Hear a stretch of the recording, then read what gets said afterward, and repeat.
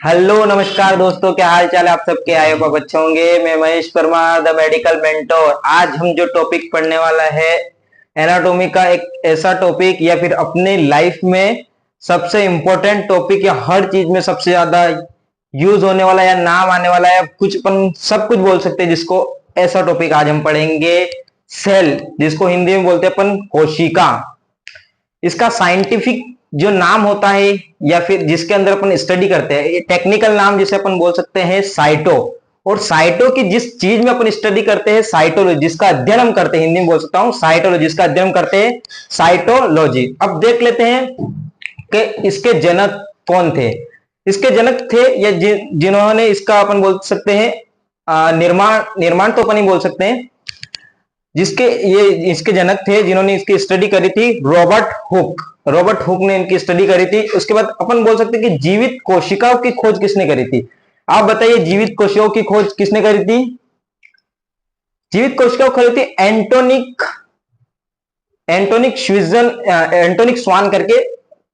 और इसका जो सिद्धांत थे, अपन हिंदी बोल रहे हैं, इसका जो सिद्धांत थे वो दिया था अपन बोलते हैं स्लाइडेन स्वान करके, जो एक साइंटिस्ट है, उन्होंने दिया था इसका। और इसके अलावा अपन सेल की जो डेफिनेशन होती है वो बहुत सारे बोलते हैं कि स्मॉलेस्ट यूनिट ऑफ सेल, एक बॉडी की जो एक यूनिट होती है, स्मॉलेस्ट यूनिट होती है बॉडी की, अपन बोल सकते हैं a cell is the basic unit and functional unit of human body. या फिर बोल सकते हैं प्लांट। अपन बड़े पढ़ेंगे प्रोकैरियोटिक, यूकैरियोटिक, ये भी पढ़ेंगे। अपन पढ़ेंगे ह्यूमंस, तो इसमें क्या होता है, smallest unit of our body. ये मेन होता है smallest unit of our body. मैं लिख देता हूं, फिर अपन देखते हैं। हम देख लेते हैं सेल की जो डेफिनेशन होती है, परिभाषा जो होती है वो देख लेते हैं अपन। सेल की जो परिभाषा होती है, इसमें बताना क्या चाहता है, a cell is the basic structure. जो बेसिक स्ट्रक्चर होता है, structure, functional and biological unit of. ये क्या बता रहा है कि फंक्शनल एक बायोलॉजिकल यूनिट होती है, नॉट एक स्मॉलेस्ट फंक्शनल बायोलॉजिकल यूनिट होती है। It is the smallest unit capable of performing all the process necessary for life. Smallest unit of capable performing, smallest unit capable of performing करता है। और इसके काम क्या क्या होते हैं, सच एस एनर्जी प्रोडक्शन। सब एनर्जी प्रोडक्शन का काम करती है सेल। क्या एनर्जी प्रोडक्शन का काम करती है। इसके बाद क्या होता है, ग्रोथ में सबसे ज्यादा मदद करती है। इसके बाद reproduction and response to the environment. Environment में सबसे ज्यादा रिस्पॉन्स देने का काम करती है सेल। पेड़ पौधों की ले लो सेल, ह्यूमन सेल ले लो, इसके बाद जो जीव जंतु होते हैं इनकी सेल ले लो। इन्वायरमेंट रिस्पॉन्स का काम करती है सेल। अब देख लेते हैं अपन कि सेल से बनती क्या क्या है। आगे सेल से बनते कोशिका, अपन तो हिंदी में बोलते कोशिका। कोशिका से क्या बनता है, टिश्यू। टिश्यू से अंग, अंग बोले तो अपन हिंदी में बोल देंगे, सबसे बेस्ट रहेगा। अंग के बाद क्या बनते हैं, अपनी ह्यूमन बॉडी। जैसे अपन एक उदाहरण के लिए बोल सकते हैं ईंट, ईंट से बनी अपनी दीवार, दीवार से बना कमरा, और कमरा से घर बना। ऐसे ही अपने सेल, जो छोटी छोटी सेल होती है, ऐसा नहीं कि सेल एक जगह रहती है, हाथ में तो हाथ में, सेल ओवरऑल बॉडी में सेल रहती है अपनी।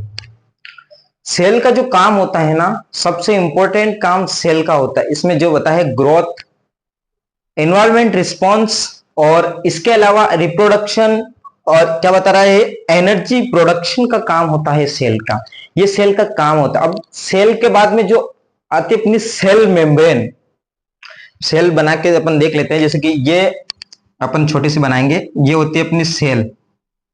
सेल के ऊपर जो रहती है सेल मेम्ब्रेन, ये जो सेल मेम्ब्रेन रहती है ये इसको सपोर्ट करती है, ये इसको बचाने का काम करती है। ये सेल मेम्ब्रेन है, बचाने का काम करती है। वो आपने देखा होगा कि सब पुलिस वालों ने हमको मारा, डंडा मारा तो वो निशान आ जाते हैं। वो निशान ऐसे ही नहीं आते, मारा साहब, डंडा मारा उन्होंने, क्योंकि सेल मर गई। सेल मरने के बाद जो काले काले दाने निकल जाते हैं ना, वो सब इसकी वजह से होता है। और बचाने का काम करती है सेल मेम्ब्रेन। ये सेल मेम्ब्रेन क्या बचाने का काम करती है। तो सेल मेम्ब्रेन के बाद में जो रहते हैं ना, वो पूरे काले काले जो ऊपर निशान बन जाते हैं ना, बोलते पुलिस वाले साहब हमें इतना मारा, वो सेल मेम्ब्रेन मर जाती है। इतना, क्योंकि डंडा बहुत जोर से मारेंगे तो निशान होगा, नॉर्मली तो निशान नहीं होगा।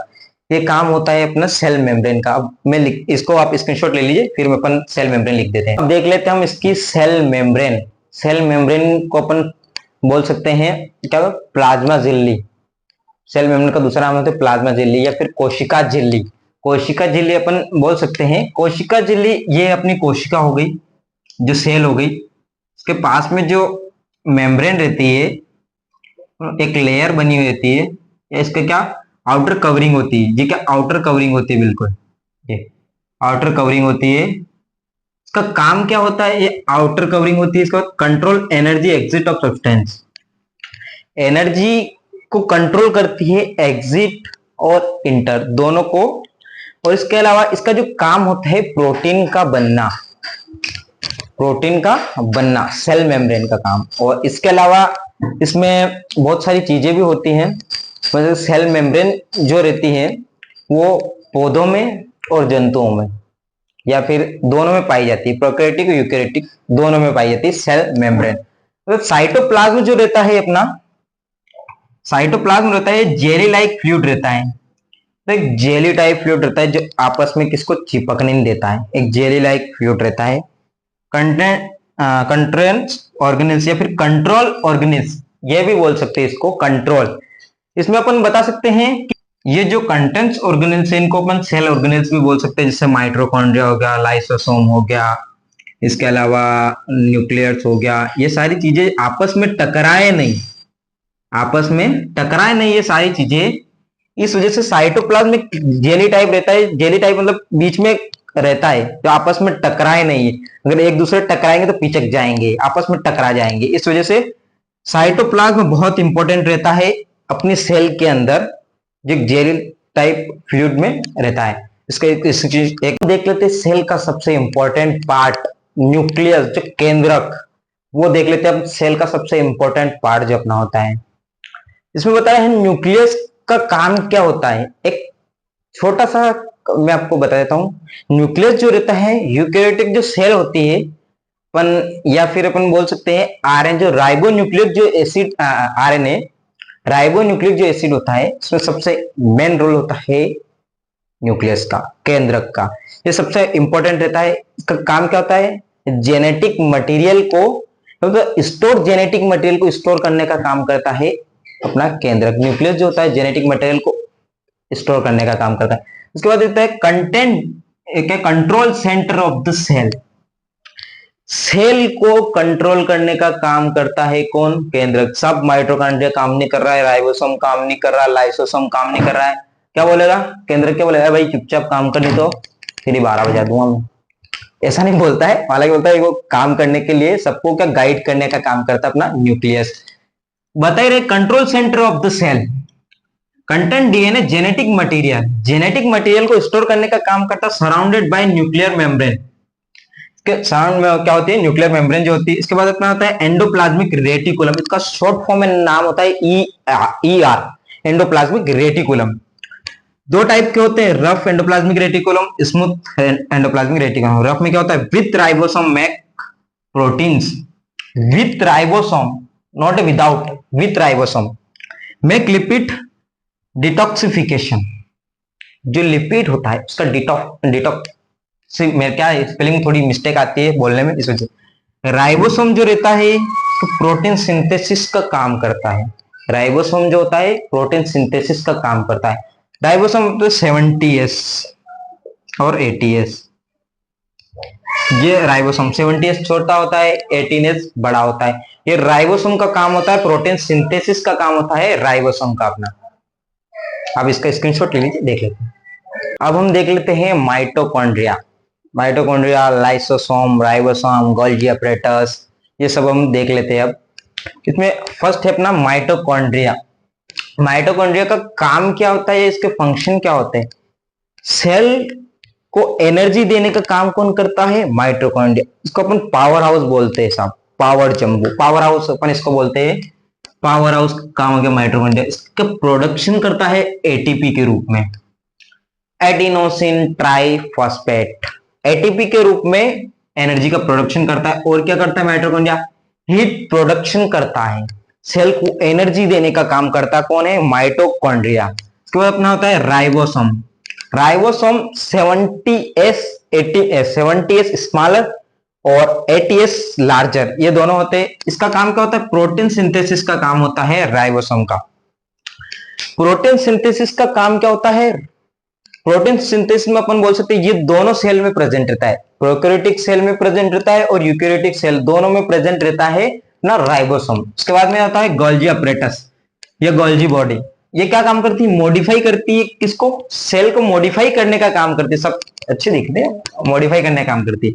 Package and transport protein, protein का ट्रांसपोर्टेशन करना, इधर से उधर ले जाना, एनर्जी का ट्रांसपोर्ट करना, ये सब क्या काम किसका काम है?